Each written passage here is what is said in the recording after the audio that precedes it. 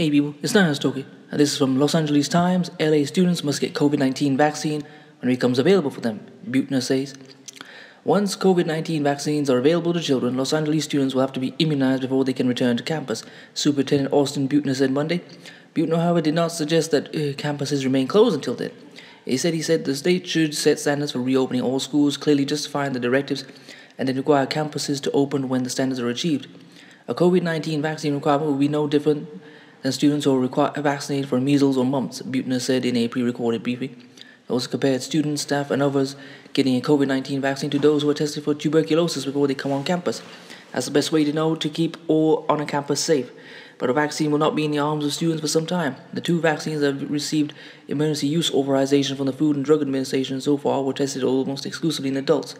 The clinical trial of a shot made by Pfizer and BioNTech included 153, 16, and 17-year-olds, and some of the experts reviewed the data for the FDA said there weren't enough teens to determine whether the vaccine is safe for that age group, let alone for younger children. Children and young adults are also likely to be among the last to be vaccinated because they face a lower risk for a severe case of COVID-19. Buettner said he hoped all students will be vaccinated by this time next year. Parents who don't want their children to take the vaccine will always have the option for a child to stay in online learning and therefore not have to go back to campus, Buettner said. Also, in a Monday public briefing, LA County Public Health Director Barbara Ferrer said vaccines could be available as soon as early February for teachers and other essential workers who are slated to be part of the next phase of immunization, but still a month or more away, and the pandemic continues to rage through the county. Separately, in light of the devastating conditions, Ferrer formally urged all K-12 school officials to close their campuses for the remainder of January. The diminishing capacity of our healthcare system to care for the most severely ill among us is at a critical juncture, and we must do all we can, Ferrer wrote. This recommendation for schools is intended to support this strategy. A relatively small number of campuses, mostly private schools, have been open under waivers to offer classes to students in transitional kindergarten through second grade. Schools also have been able to offer in-person services and instruction to students with special needs in a one-on-one setting and small groups, with up to 25% enrollment in campus at a given time. The three public school systems, Las Verdes Unified, El Segundo Unified, and Palos Verdes Peninsula Unified, told the Times Monday they would suspend use of their waivers and return to online instructions in accordance with Ferrer's request. Echoing Ferrer's plea, the California Federation of Teachers on Monday called for a 4-week hold to all in-person schooling.